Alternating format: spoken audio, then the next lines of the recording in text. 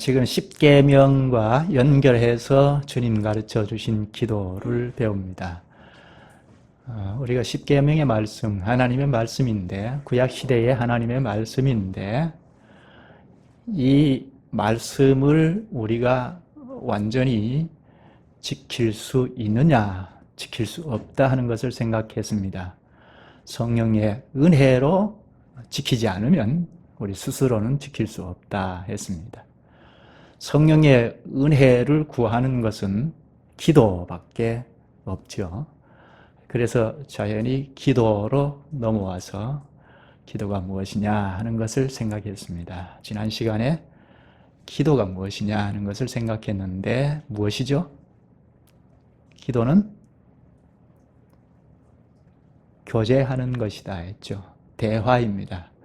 우리가 하나님 앞에 나가서 간구를 하는데 그러면 오냐, 왔느냐, 그것이 필요하냐, 그것은 옳은 것이고 그것은 옳지 않은 것이고 이렇게 말씀을 하시는데요.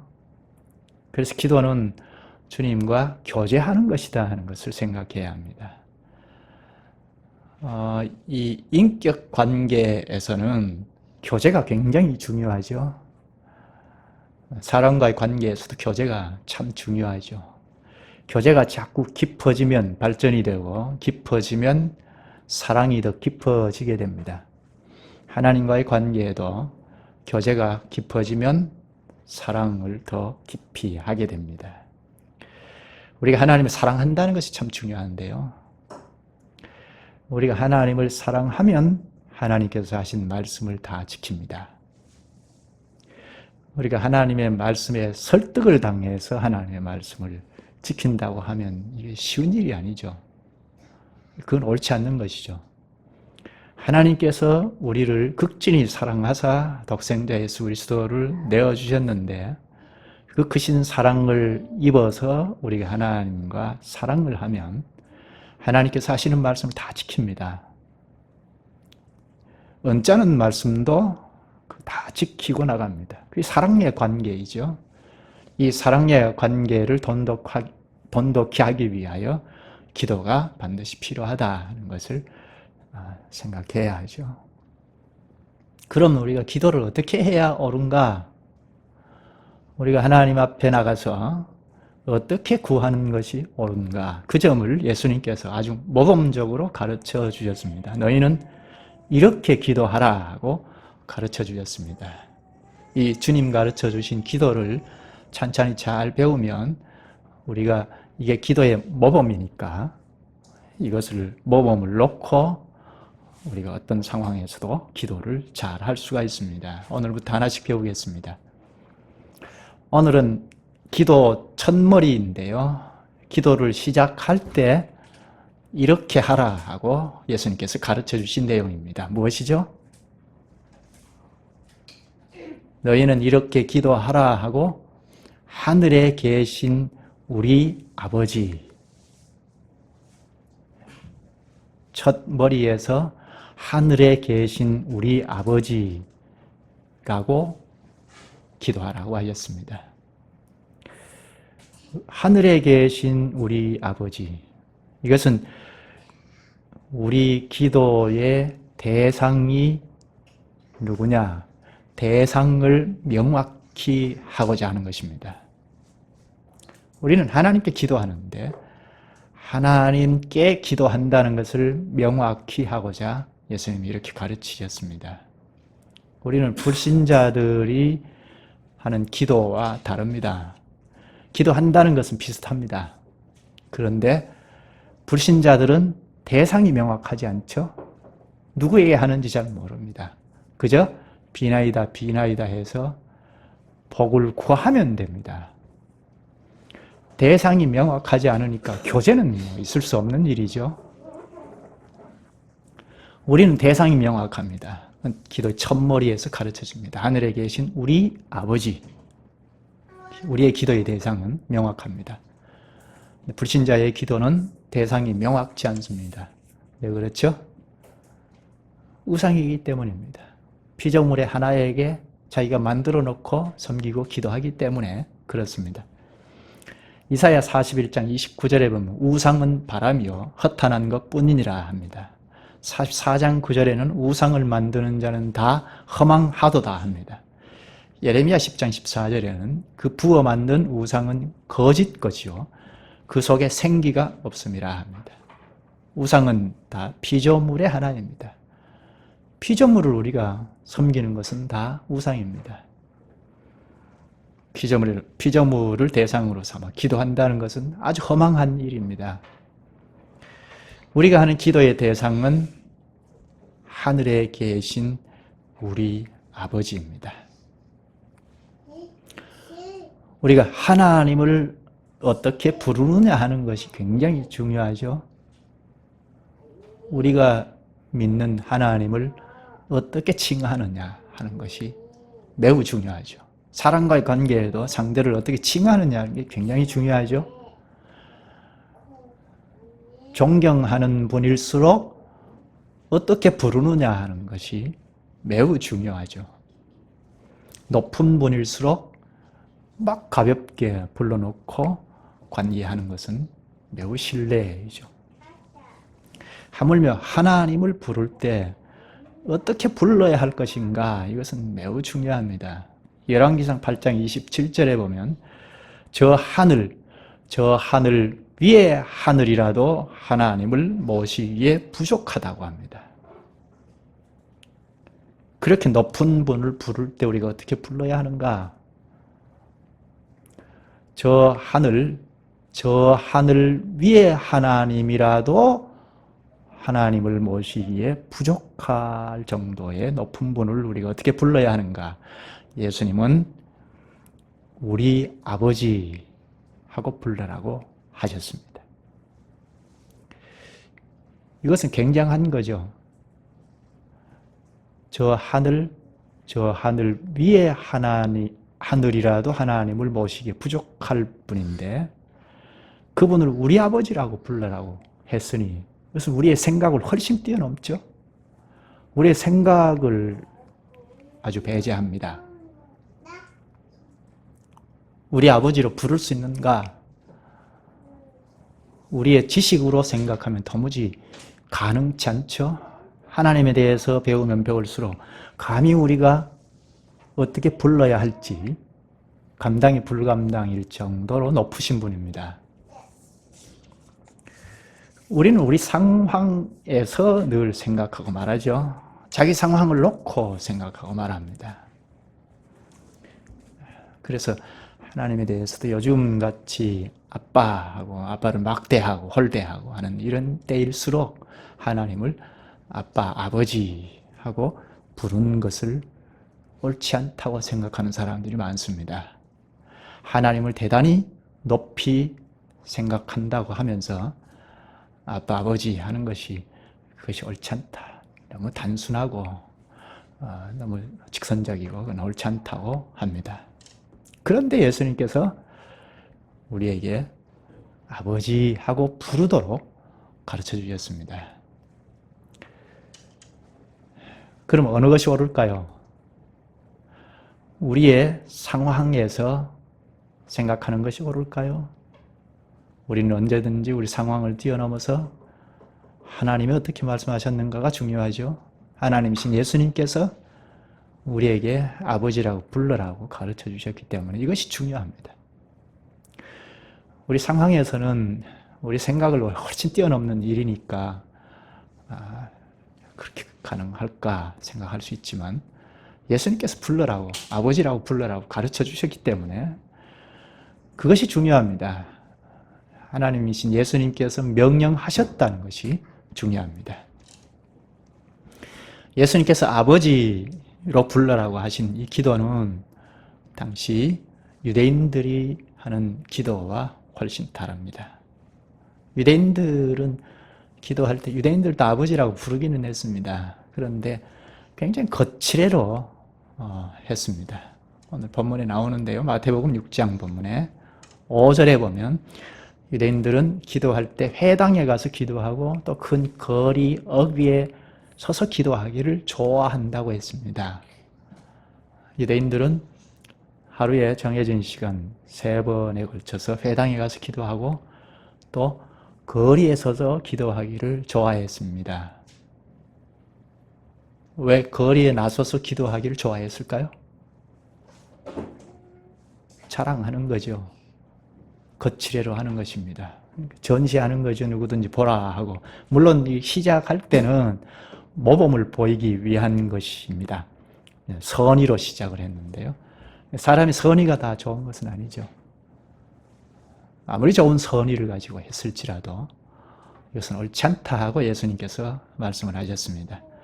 6절에 보면 너는 기도할 때 내 골방에 들어가 문을 닫고 은밀한 중에 계신 내 아버지께 기도하라. 은밀한 중에 보시는데 아버지께서 갚으시리라 하셨습니다. 그 바로 앞에는 유대인들의 기도는 외식하는 것이다. 너희들은 그렇게 하지 말아라 하고 골방에 들어가서 기도하라 하셨습니다. 기도는 남이 보란 듯이 하는 것이 아니라는 것입니다.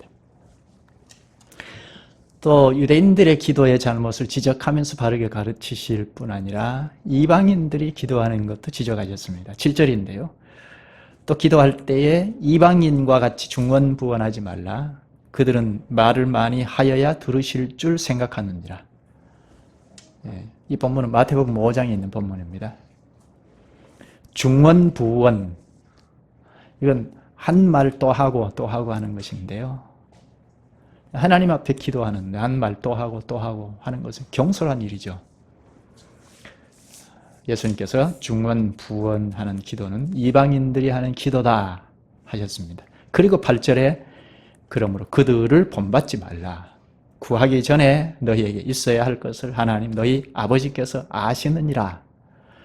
하나님께서 다 아시니까 구하지 말라는 그런 이야기가 아니고 다 아시는 하나님 아버지인 줄 알고 공경심과 신뢰를 가지고 기도하라는 것입니다.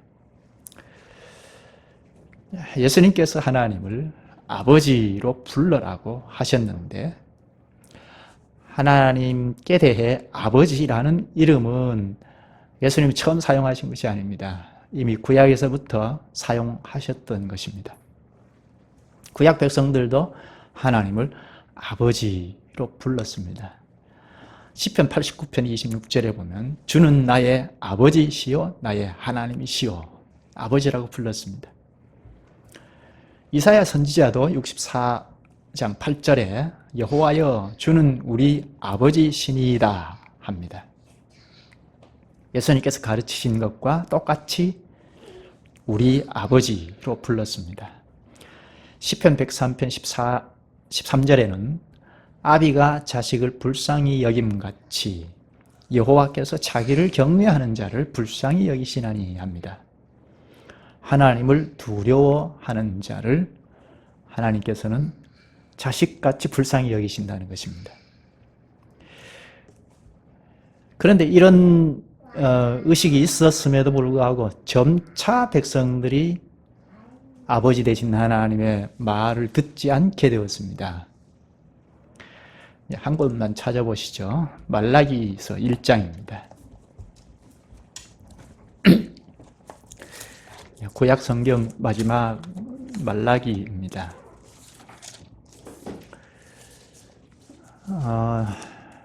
이 백성들이 말로는 아버지라고 부르면서도 실상은 아버지 되신 하나님의 말을 순종하지 않았습니다.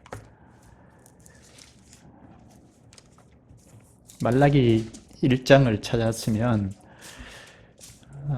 6절부터 볼까요? 이 말라기는 예수님 오시기 한 300~400년 전쯤 됩니다. 한 430년 전쯤 되는데요. 불순종하는 백성에게 하나님께서 말라기 선지자를 통하여 경고하십니다. 1장 찾았으면 6절부터 보시죠. 내 이름을 멸시하는 제사장들아. 제사장들은 예배를 드리는 사람이죠. 앞서서 예배를 드리는 사람인데 예배를 형식적으로 드린다는 것입니다.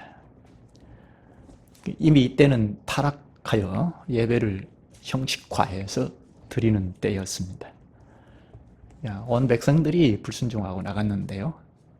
대표로 제사장들을 이야기하는데 내 이름을 멸시하는 제사장들아, 나 만군의 여호와가 너희에게 이르기를 아들은 그 아버지를, 종은 그 주인을 공경하나니 내가 아버지일진데 나를 공경함이 어디 있느냐? 내가 주인일진데 나를 두려워함이 어디 있느냐?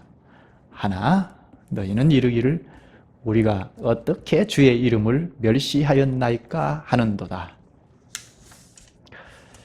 하나님께서 내가 아버지인데 나를 공경하지 않았다 하시니까 우리가 언제 그랬습니까? 당치도 않는 말씀입니다. 하죠? 하나님께서 책망하시는데도 딱 잡아댔습니다. 보통 지적을 하면 그 지적에 대해서 자신을 살피고 생각하기보다는 딱 잡아떼든지 사족을 달든지 그러면 그 사람이 발전이 없죠. 지적을 할 때 그것에 대해서 잘 생각하고 자신을 돌아보지 않고 딱 잡아떼거나 사족을 달면 발전이 없습니다. 안 고쳐집니다. 그게 10년, 20년 갈 수도 있고 평생을 갈 수도 있습니다. 지금 이 백성들이 그런 상황입니다. 그런 사고방식이 한 300~400년 이후에 예수님께서 오신 때 유대인들도 그랬습니다. 한 곳만 보면 요한복음 8장 41절을 보면 예수님께서 유대인들에게 너희 아버지가 하는 일들을 그대로 하는도다 하시자 유대인들이 우리 아버지는 한 분 하나님 뿐입니다 합니다. 자신을 돌아보기보다 우리 하나님은 우리 아버지는 한 분 하나님 뿐이다 합니다. 그때 예수님께서 그 다음 구절에 하나님이 너희 아버지였으면 너희가 나를 사랑하였으리니 나는 스스로 온 것이 아니요 아버지께서 나를 보내신 것이니라 합니다. 구약에는 선지자들을 통하여 독생자 예수 그리스도를 보내실 것을 지속적으로 약속하시지 않습니까? 그래서 그 아버지 되신 하나님의 말씀을 잘 염두에 두고 들었다면 메시아 앞에 있으니까 메시아를 잘 보고 금방 메시아인 줄 알고 사랑했을 텐데 그렇지 않았습니다. 그래서 예수님께서 그 다음 구절에서는 너희는 너희 아비 마귀에게서 났으니 하고 마귀의 자식이라고 합니다. 하나님을 아버지로 부르는 유대인들을 마귀의 자식이라고 지적합니다. 이것이 유대인들의 실상입니다. 말로는 하나님을 아버지로 부르지만 실상은 마귀의 자식입니다. 그러니까 매우 어두운 상황이죠. 말라기 때부터 어두운 상황이 계속되어서 예수님 오시는 이때도 매우 암담한 상황이었습니다. 그런 암담한 상황일 때 예수님께서 오셨습니다. 그리고 제자들에게 하나님을 아버지라는 호칭을 새로 가르치십니다. 이미 사용했던 것인데 사용했던 아버지라는 호칭을 새롭게 회복하여 가르치신 것입니다. 따라서 새 언약 안으로 들어온 하나님의 자녀라면 하나님을 아버지로 불러야 하겠죠. 예수님 자신도 제자들을 불러 모으시면서 아버지라고 가르쳐 주셨는데 자신도 하나님을 아버지로 부르셨습니다.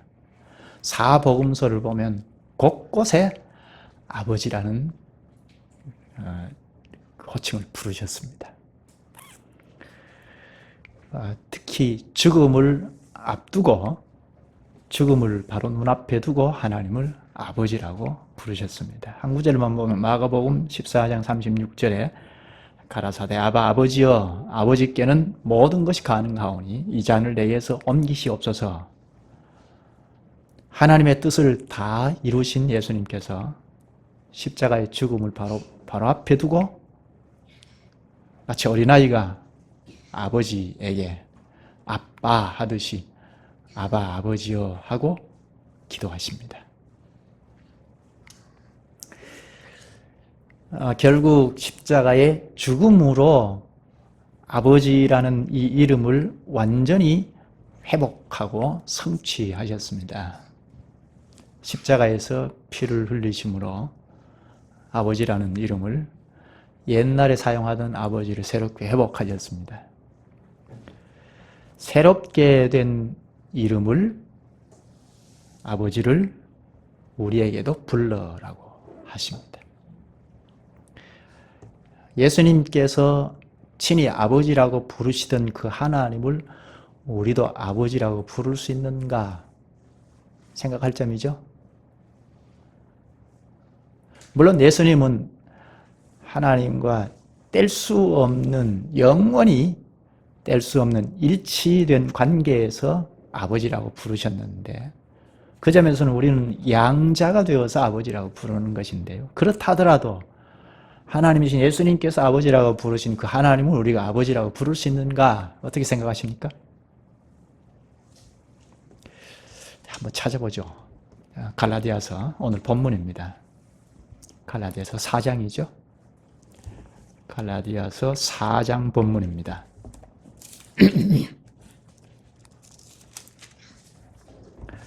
4장 4절 5절입니다.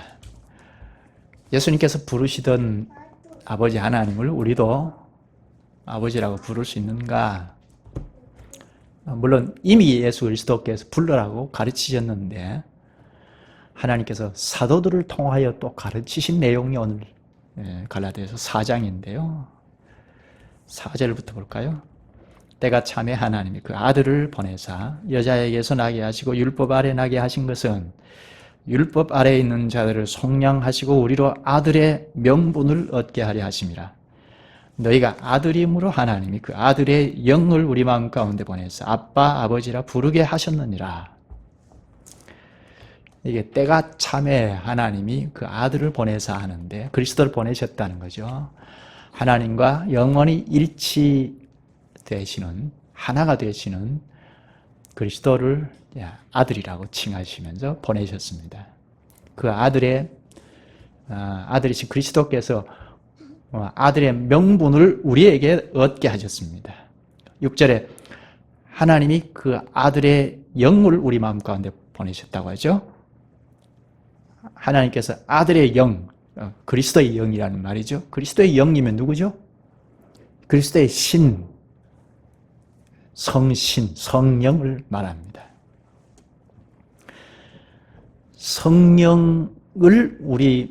성령을 우리에게 주셨다. 성령 하나님이죠. 하나님께서, 성령 하나님께서 우리 마음 가운데 오셔서 아들의 신분을 주셨습니다. 그래서 우리가 하나님을 아빠, 아버지하고 부를 수 있게 된 것입니다. 하나님을 우리가 아버지하고 부를 수 있게 된 것은 삼위 하나님의 사역 때문입니다. 아버지 하나님은 아들 그리스도를 이 세상에 보내주셨습니다. 우리에게 주셨습니다. 그리스도는 십자가에서 우리의 구원을 다 이루어 놓으셨습니다. 그리고 우리를 아들로, 아들의 명분으로 취득하셨습니다. 그리고 성령을 우리에게 주셔서 우리 마음 가운데서부터 깨닫게도 하시고 하나님을 아버지라고 부르도록 하셨습니다. 말씀을 가르치셔서 더욱 확신 가운데 하나님을 아버지로 부르도록 하셨습니다. 그러니까 하나님 아버지라는 이 이름은 그리스도와 결속이 되어 있죠. 그리스도는 십자가와 분리되어 있지 않습니다. 십자가에서 우리가 하나님을 아버지로 부를 수 있도록 권리를 취득해 주셨습니다. 그리고 성령을 주셔서 우리 마음 가운데서부터 하나님을 아버지로 부를 수 있게 하셨습니다. 그리고 말씀을 가르치셔서 더 우리가 확신을 가지고 아버지로 부를 수 있게 하셨습니다. 이렇게 삼위 하나님의 사역의 중심은 그리스도이죠. 그리스도 안에서 우리가 옛날에 하나님을 아버지로 불렀던 것을 새롭게 우리가 회복해서 부를 수 있게 되었습니다. 하나님을 아버지로 부르게 하신 이유가 무엇이죠? 기도의 첫머리에서부터 하나님을 바로 믿고 하라는 것입니다. 유대인들과 같이 그저 사람에게 보이려고 외식하는 그런 기도를 하지 말고 하나님의 자녀답게 언약의 자손답게 하나님을 아버지로 신뢰하고 구하라는 것입니다. 이방인들과 같이 중언부언하지 말고 하나님의 언약민답게 확고한 자리에서 구하라는 것입니다. 그것을 어리문답 120문에서 가르칩니다. 그리스도께서는 기도의 첫머리에서부터 우리 마음에 하나님께 대하여 어린아이와 같은 공경심과 신뢰를 불러일으키기를 원하셨는데 이것이 우리의 기도의 기초입니다. 우리 기도의 기초는 하나님께 대하여 어린아이와 같은 공경심과 신뢰입니다. 하나님을 공경한다는 공경심, 또 신뢰, 공경심과 신뢰. 이게 기도의 기초입니다. 하나님 앞에 어른이 없죠. 다 어린아이입니다. 어린아이같이 하나님을 공경하는 것, 그리고 하나님을 신뢰하는 것. 이것이 우리 기도의 기초입니다. 공경심과 신뢰를 바탕으로 해서 하나님께 구할 때 우리 부모가 땅에 좋은 것들을 거절하지 않는 것보다 훨씬 더 거절하지 않으실 것입니다. 직접 증거 구절인데 찾아볼까요? 마태복음 7장입니다. 오늘 본문 6장 한 장 넘겨서 있죠.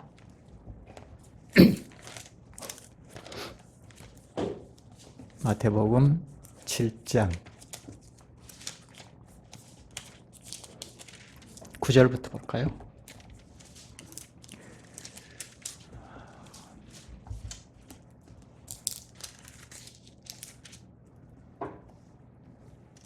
너희 중에 누가 아들이 떡을 달라 하는데 돌을 주며 생선을 달라 하는데 뱀을 줄 사람이 있겠느냐? 너희가 악한 자라도 좋은 것으로 자식에게 줄 줄 알거든 하물며 하늘에 계신 너희 아버지께서 구하는 자에게 좋은 것으로 주시지 않겠느냐? 여기 좋은 것으로 준다는 말을 반복하죠. 네, 너희가 악한 자라도 좋은 것으로 자식에게 줄 줄 알거든. 여기 악한 자라는 것은 나쁜 부모라는 말이 아니고 죄인이라는 말입니다. 죄인이라도 자식에게 좋은 것으로 줄 줄 안다. 이 좋은 것 준다는 말을 반복하죠.